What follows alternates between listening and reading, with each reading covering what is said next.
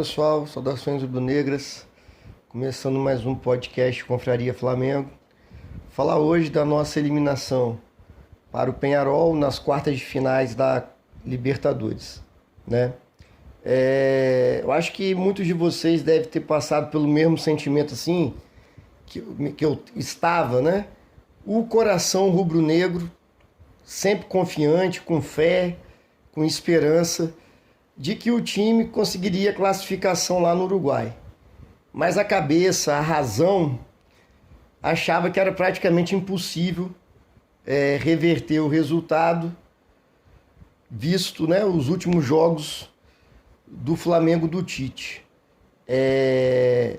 Desde que saiu a escalação, eu já fiquei assustado com a dificuldade do Tite em entender o jogo, em entender as dificuldades que o Flamengo teve no primeiro jogo contra o Peñarol no Maracanã. Eu achei que ele iria melhorar o time, corrigir os erros. Teve, na minha opinião, aquela palhaçada de levar o time todo reserva para jogar contra o Grêmio, para o time treinar, para o time descansar. E o que a gente viu, infelizmente, foi mais do mesmo do que é esse trabalho do Tite no Flamengo, né?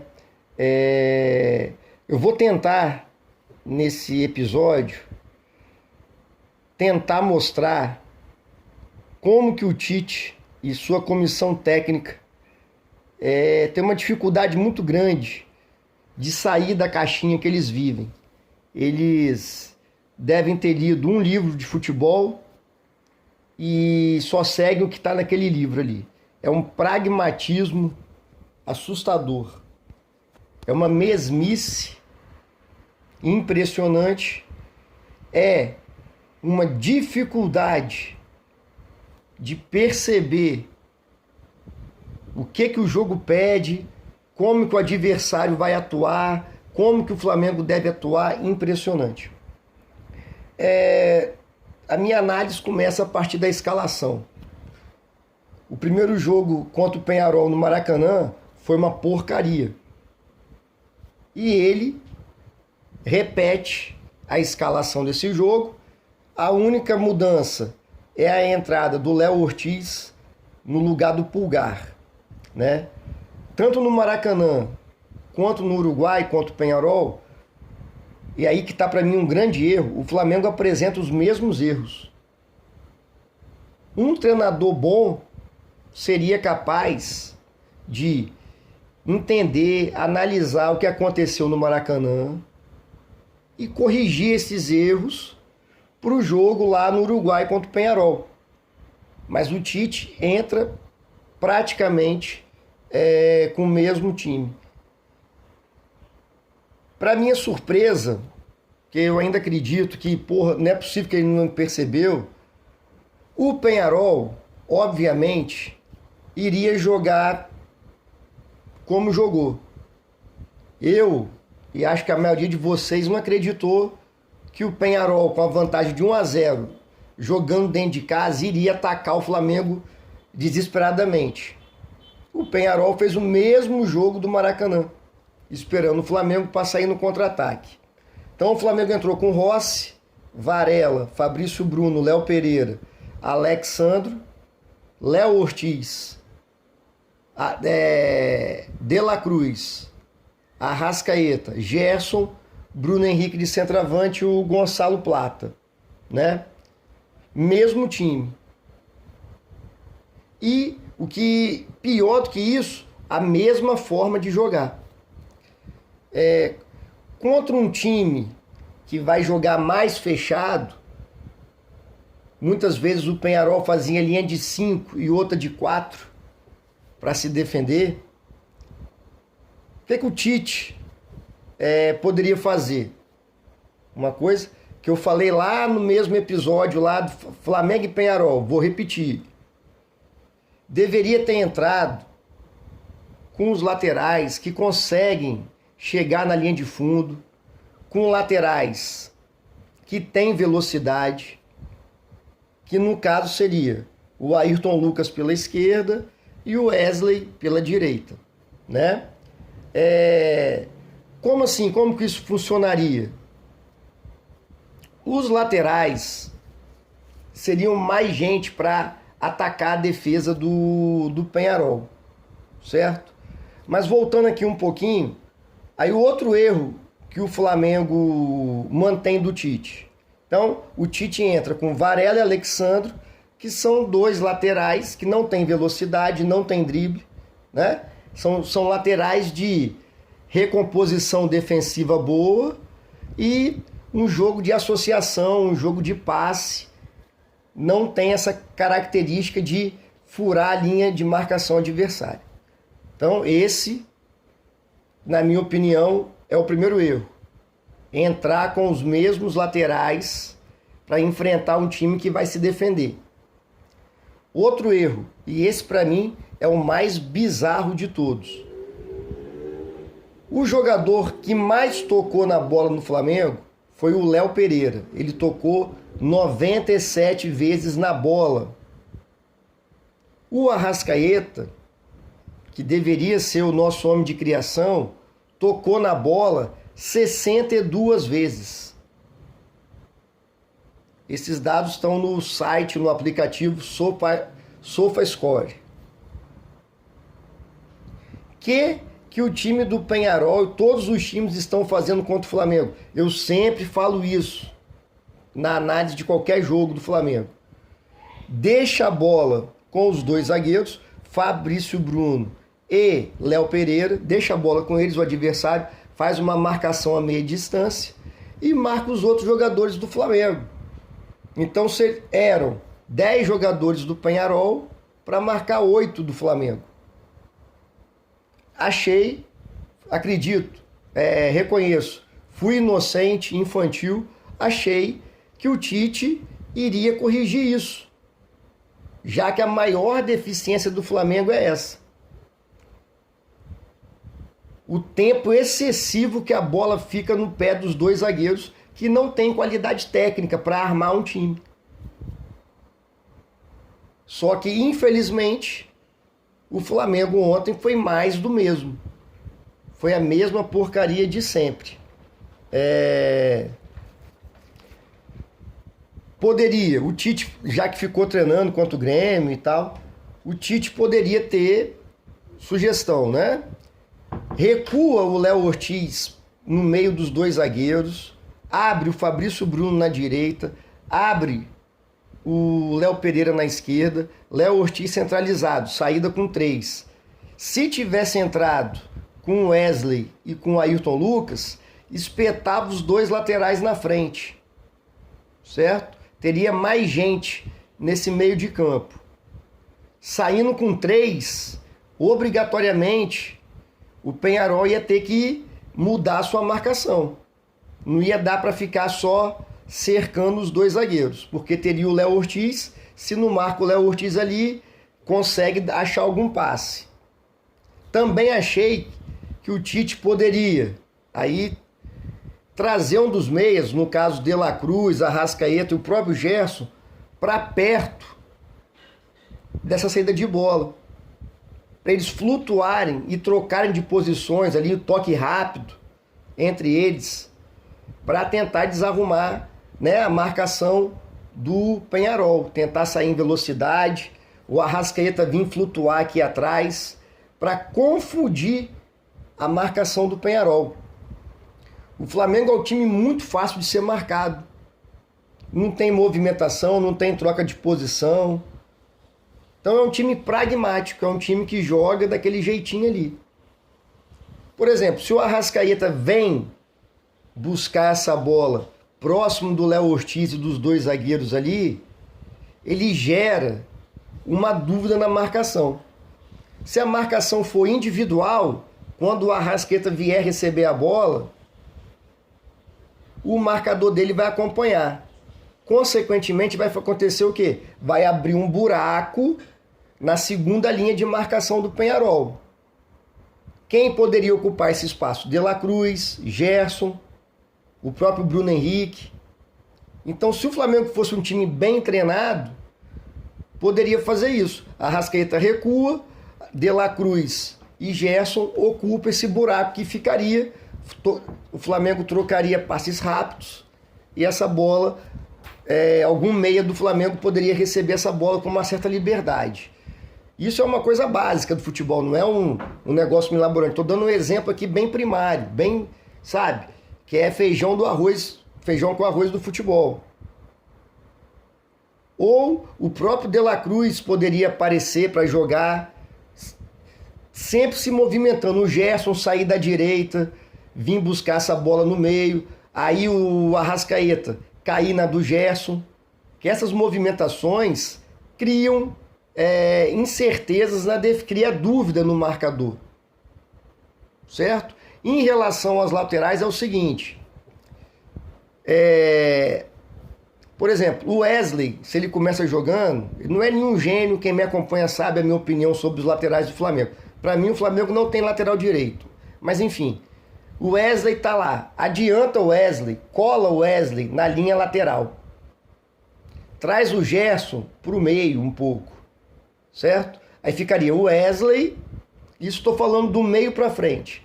Ficaria o Wesley, Gerson, aparecia o Arrascaeta, aparecia o De La Cruz.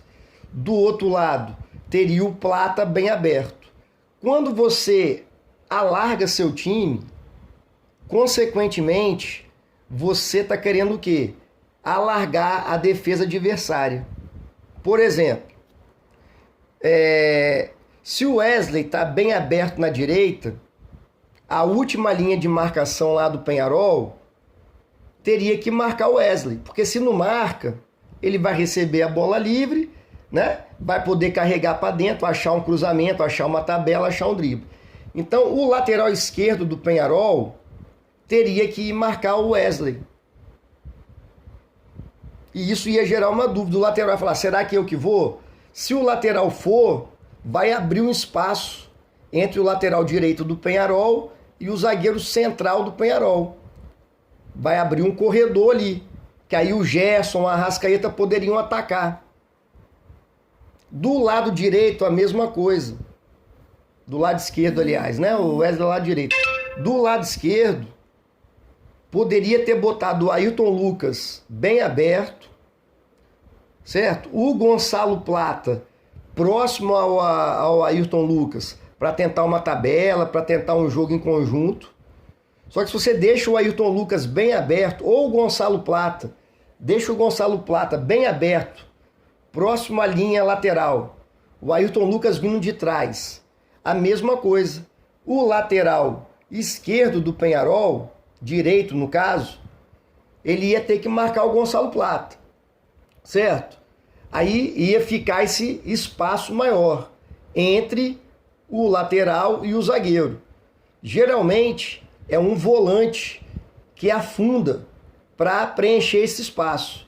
Isso, consequentemente, gera liberdade para outros jogadores.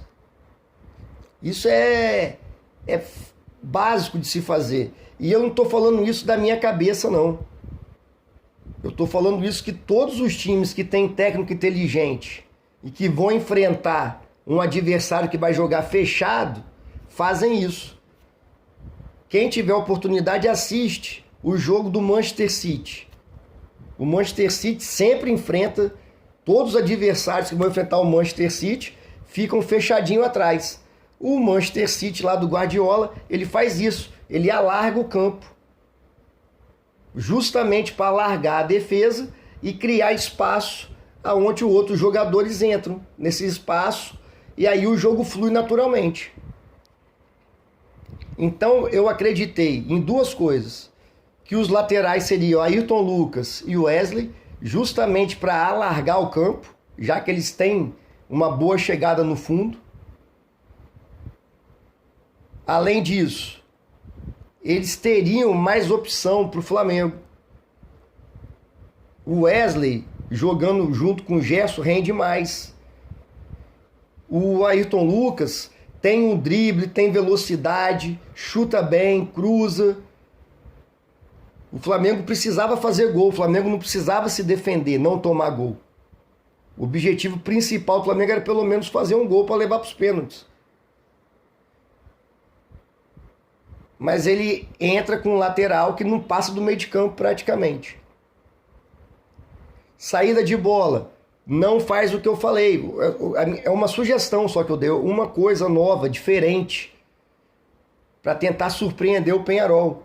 Ele continua a bola o tempo todo. Léo Pereira toca o Fabrício Bruno, Léo Pereira. Aí que vê que o time é mal treinado. Ah, por que o De La Cruz não foi lá? Por que o Arrascaeta? Por que o Gerson? É porque não foi treinado. É nítido que os jogadores do Flamengo não sabem o que fazer. Não tem padronização tática nenhuma. O Flamengo é um time sem padrão tático nenhum. Seja para sair com a bola, seja para atacar, para se defender, não tem. É um esquema tático aleatório. E a gente tem que sofrer, é inacreditável. Mais um jogo que o Fabrício Bruno tenta inversão de bola para a esquerda. Não acerta nenhuma. E ele insiste. Não tem ninguém, no caso o técnico, para falar, meu filho, para. Você só vai dar passe de 5 metros só. Outra coisa, que para mim aí já seria um sonho para mim, era Fabrício Bruno na reserva e o Léo Ortiz de titular. O que o Fabrício Bruno entrega para o Flamengo com a bola? Sem a bola, o Léo Ortiz marca igual ele, não tem? O Fabrício Bruno não é um grande marcador que, nossa, não. Quem entrega mais para o Flamengo com a bola no pé? O Léo Ortiz ou o Fabrício Bruno? Léo Ortiz. O Flamengo contratou no final da janela de transferência lá Alcaraz, o Michael e o Gonçalo Plata. O Alcaraz é um bom jogador. Não jogou nada contra o Grêmio porque ninguém jogou nada. O cara foi com o time reserva do reserva, aí botou o Alcaraz no meio lá, que é recém-chegado. Quer dizer, o Tite também é bom de queimar jogador, impressionante.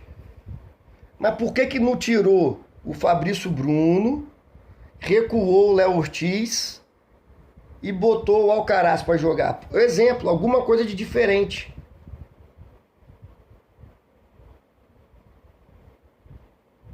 Mas não, é o pragmatismo. Então, o Peñarol, tranquilamente, tudo que o Peñarol queria era a bola no pé do Fabrício Bruno e a bola no pé do Léo Pereira. Quando a bola está com esses dois, o Peñarol não sofre perigo nenhum. Outra coisa que o Tite também tem muita dificuldade é de colocar o jogador na posição que ele rende mais. Vou dar o exemplo do nosso Coringa, o Gerson. O Gerson no mesmo jogo joga meia direita, ponta esquerda. Não dá, velho. Tem que treinar, saber o que vai fazer, saber qual é a característica do marcador adversário. Então, o Flamengo, mais uma vez, foi o seguinte: Fabrício Bruno, Léo Pereira, aí a bola chega no Gerson, na direita. O Gerson é canhoto. O Gerson traz a bola para dentro. Aí dá 20 toques na bola, correndo paralelo ao gol.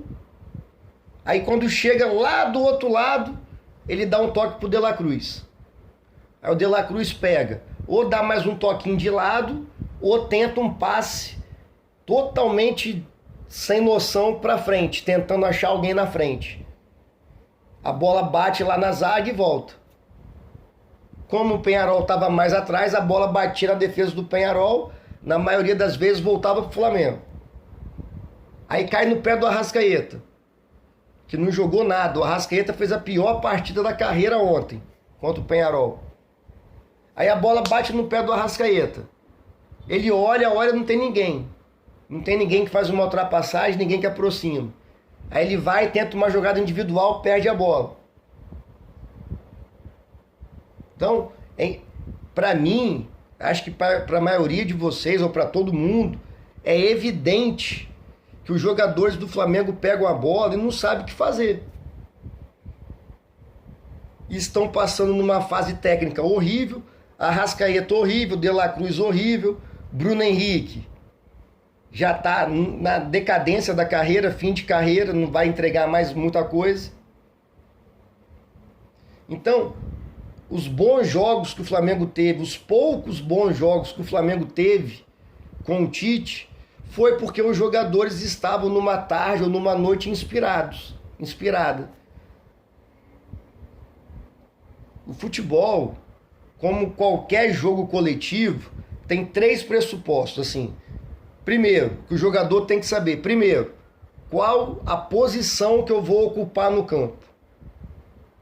Segundo, pode ser até mais de uma posição. Quando o time está atacando, quando o time está defendendo, mas isso aí é demais pro Tite. Então, fulano de tal aqui, De La Cruz, você vai ocupar essa posição no campo. Quando você tiver com a bola, eu quero que você faça isso, isso e isso. E a terceira coisa é o jogador conseguir executar tecnicamente. Né? Só que aí, isso o jogador sabe a dele, a De La Cruz sabe. Ó, quando eu pegar a bola aqui, o Tite pediu para eu fazer isso, isso e isso. Só que o De La Cruz tem que saber aonde, qual vai ser a posição, por exemplo, que o Arrascaeta vai estar nesse momento e o que o Arrascaeta vai fazer, para onde que ele vai correr, para aí o time poder progredir. Os jogadores do Flamengo não sabem a posição que tem que estar, não sabem aonde o companheiro vai estar, aí não tem jogo, aí fica esse jogo todo quebrado. É um jogo que não flui do Flamengo. Os caras fazem uma força danada para conseguir chegar no ataque, para conseguir finalizar. Não é um jogo dinâmico, tranquilo, que a bola vai ali, volta aqui. É só a gente lembrar o Flamengo, não vou nem falar de 2019, o Flamengo de 2022, o Dorival Júnior. A gente sabia que o time ia jogar bem na maioria dos jogos. Foi campeão invicto da Libertadores em 2022, há 2 anos atrás. O Dorival Júnior é um gênio? Não. Mas ele é um técnico normal. Organizou o time, o jogador sabia a posição dele e sabia a posição que os companheiros iam estar, qual o deslocamento que os companheiros iam fazer e o que eles tinham que fazer com a bola. Pode reparar, todo jogo do Flamengo é isso. Eles conseguem chegar na intermediária ofensiva, ninguém sabe o que fazer com a bola. Não é porque eles são pereba, nada disso. Pega a bola e fica perdido. Todo time, volto a repetir, de qualquer esporte coletivo, os caras têm que saber o que o companheiro vai fazer. Seja basquete, vôlei, handebol, futsal, futebol de campo. Você pega time bem treinado, como o do Botafogo, o jogo do Botafogo flui naturalmente. A gente que está vendo o jogo acha que é natural ali, que é fácil. Não, mas é muito treino. É um treinador qualificado que sabe disso.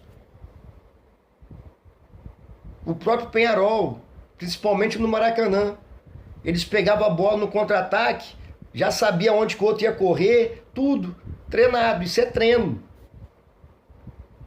O Flamengo ficou uma semana treinando lá, no dia do jogo contra o Grêmio, ficaram treinando com o Matheus Bach, vulgo Titinho. Melhorou o quê? Voltando para o jogo, especificamente, né? O Flamengo faz um primeiro tempo que tem algumas oportunidades, mas nada muito claro, assim, nossa, que pressão, a qualquer momento o Flamengo vai fazer gol. Eu, pelo menos, não tive essa impressão. volta para o segundo tempo, mais uma vez, pior do que o primeiro. Geralmente o time volta melhor no segundo tempo. O treinador corrige, fala, lembra que a gente treinou que em determinada situação tem que fazer isso? Então vamos fazer. Imagina o Tite. Queria muito ver como é que é o treino do Tite, cara. Que é impressionante como que ninguém sabe nada no Flamengo. Como é que é um time aleatório. Aí o Flamengo volta para o segundo tempo. Cada minuto é prejudicial para a gente. Ficava mais longe da classificação. E agora vem para mim assim, pelo que eu já falei, né? Os erros para mim. Não tem entrado com Wesley e Ayrton Lucas. Não ter conseguido melhorar a saída de bola do Flamengo. Mais um jogo em que Fabrício Bruno e Léo Pereira são os armadores do Flamengo. E as substituições que o Tite faz no segundo tempo, cara, é coisa de gente desesperada que não sabe o que fazer. Em qualquer emprego, prova, seja quando a gente vai fazer uma prova, tinha que apresentar trabalho na faculdade. Quando a gente não está preparado, a gente não sabe o que fazer, é nítido. Qualquer pessoa que está vendo sabia, esse cara aí não estudou não, pro trabalho. As substituições do Tite só confirmam que ele está totalmente perdido. Ele tira, lá para os 20 minutos já do segundo tempo, tira o Varela, coloca o Wesley. Demorou para fazer isso. Tira o Plata, que não jogou bem, e coloca o Gabigol, né? Passa o Bruno Henrique para a ponta, coloca o Gabigol de centroavante. Depois dessa substituição, o time piora.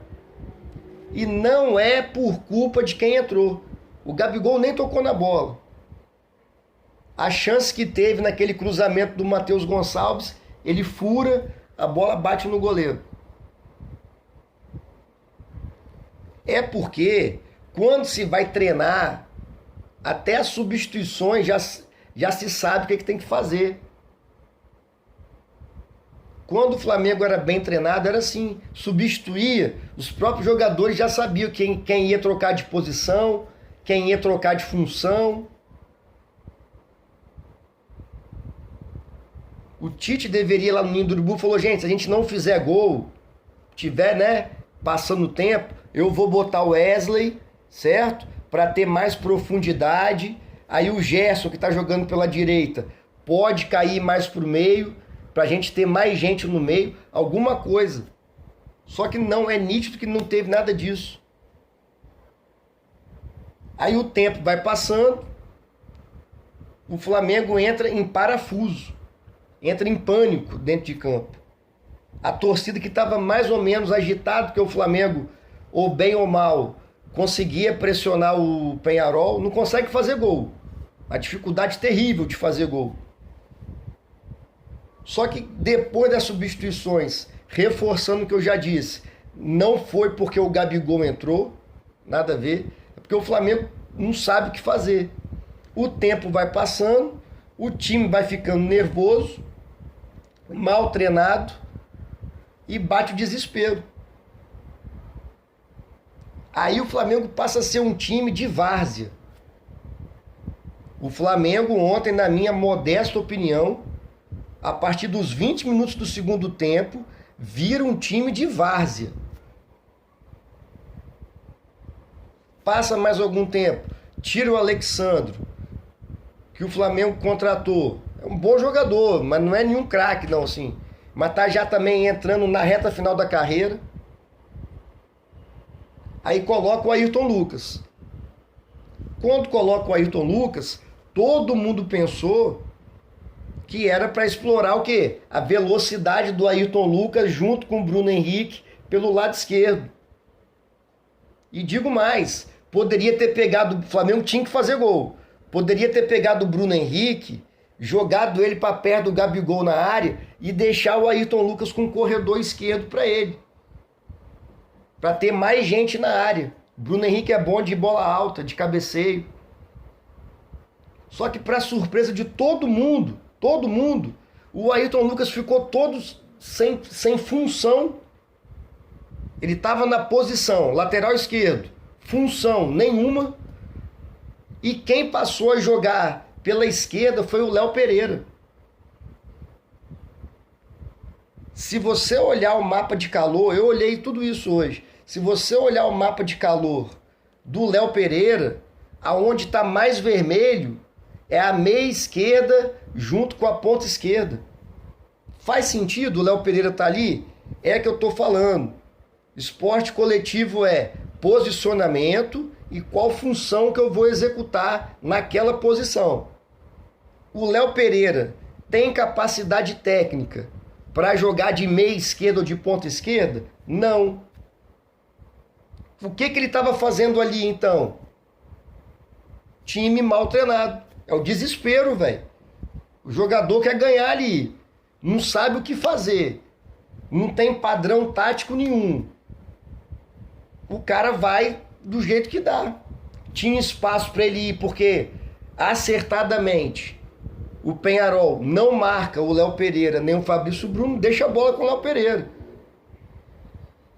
E o Ayrton Lucas, 90% do tempo que ele teve em campo, ele ficou atrás do Léo Pereira. Não existe.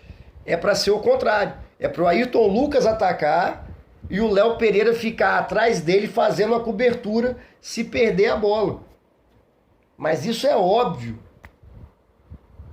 E a pá de cal em qualquer esperança que eu tinha do Flamengo ganhar do Peñarol ou do Tite ainda conseguir fazer esse time jogar é a entrada do Davi Luiz. O Flamengo precisava fazer gol. Ele tira o Léo Ortiz, estava jogando de volante, e coloca o Davi Luiz, mais um zagueiro. É o atestado da incompetência, da falta de planejamento, da total falta de padronização tática, da total falta de passar para os jogadores o que eles têm que fazer. Porque se eu tenho que fazer um gol, eu vou botar o Davi Luiz para quê?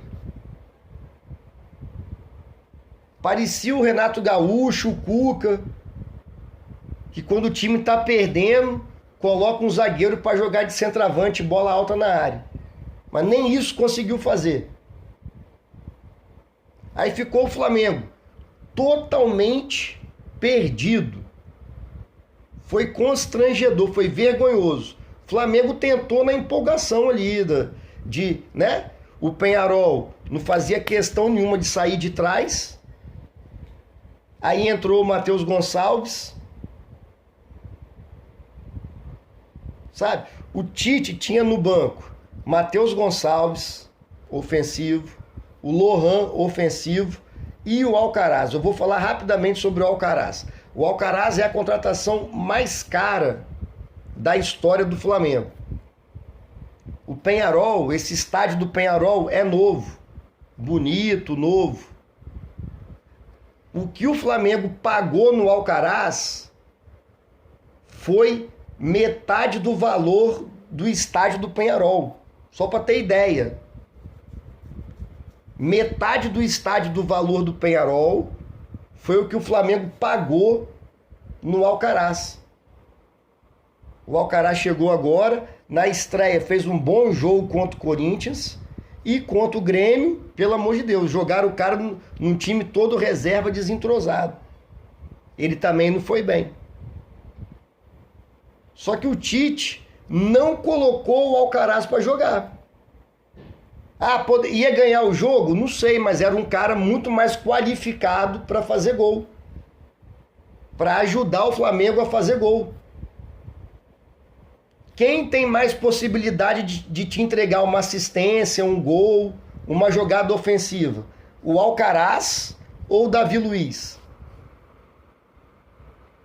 É mais uma evidência clara de como o Tite não sabe treinar. Lá no Ninho do Urubu, volta lá pro Ninho do Urubu, treinamento tático. ataque contra a defesa. Você coloca a defesa, a sua treinamento, coloca a defesa para espelhar o jogo do Peñarol. Como é que o Peñarol vai se defender? Obviamente que era igual no Maracanã. Espelha o time do Peñarol, pega os seus meias, atacantes e laterais e vai treinando formas de furar essa defesa.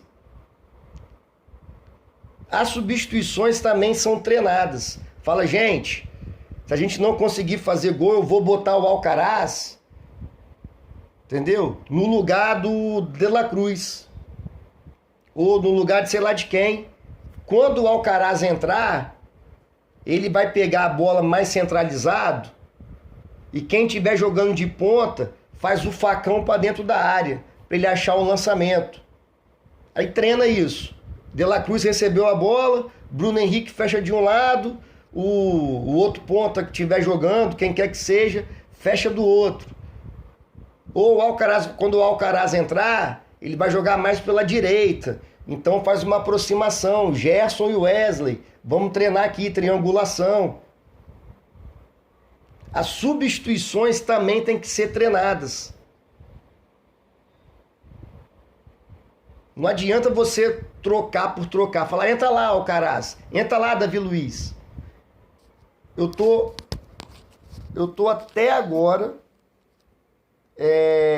sem entender essa substituição. Flamengo precisando ganhar, fazer um gol para ir para os pênaltis. Sai Léo Ortiz, entra Davi Luiz. Para quê? Volto a repetir. Quando a pessoa não está preparada, seja para qual situação for, o desespero toma conta. Porque eu não sei o que fazer, eu tenho que enfrentar um problema. Eu não estou preparado para enfrentar esse problema, eu vou fazer merda. É o que o Tite mais uma vez fez. Né? Só para terminar, que hoje, né, já passou um pouco do que a gente sempre fala, porque muito frustrante. O Flamengo contrata, na Bacia das Almas da janela de transferência, o Alexandre. O Botafogo contrata o Alex Telles, muito mais novo que o Alexandre. O Alex Telles chega e já é titular do Botafogo. Parece que o cara já joga no Botafogo desde o início do ano. Por quê? Treinador bom. Já chegou com um time encaixado, com um time que já tem um padrão tático bem estabelecido. Ele entra ali, já sabe o que fazer, o treinador bom.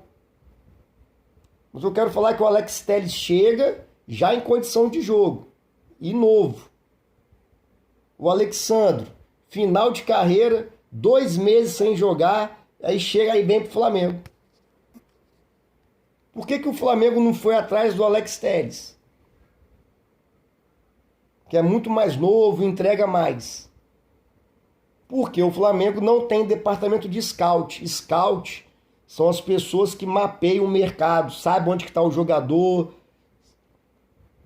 O do Botafogo é muito melhor que o do Flamengo. O Flamengo não tem. As contratações do Flamengo são bem aleatórias. Mas enfim, temos um ano perdido. Hoje é dia 27 de setembro. Eliminados da Copa Libertadores. Sem chance no Brasileirão. 11 pontos atrás. E não vai ser esse time do Flamengo do Tite. Vai virar a chavinha e vai ganhar todos os jogos. Não vai. Não somos mais o favorito para ganhar a Copa do Brasil. O Corinthians está jogando mais que o Flamengo. O Corinthians pegou o Fortaleza pela Sul-Americana, ganhou os 2 jogos fáceis, jogou bem. O trabalho do técnico lá que estava no Vasco, lá, o argentino, com o filho dele, já é um trabalho melhor que o do Tite. Você vê o Corinthians jogar hoje, já é um time que tem um padrão tático. O Flamengo está lá, com o Léo Pereira dando 97 toques na bola e o Arrascaeta 62 toques. Mas enfim, esperar ano que vem. Valeu, pessoal. Saudações rubro-negras. Abraço.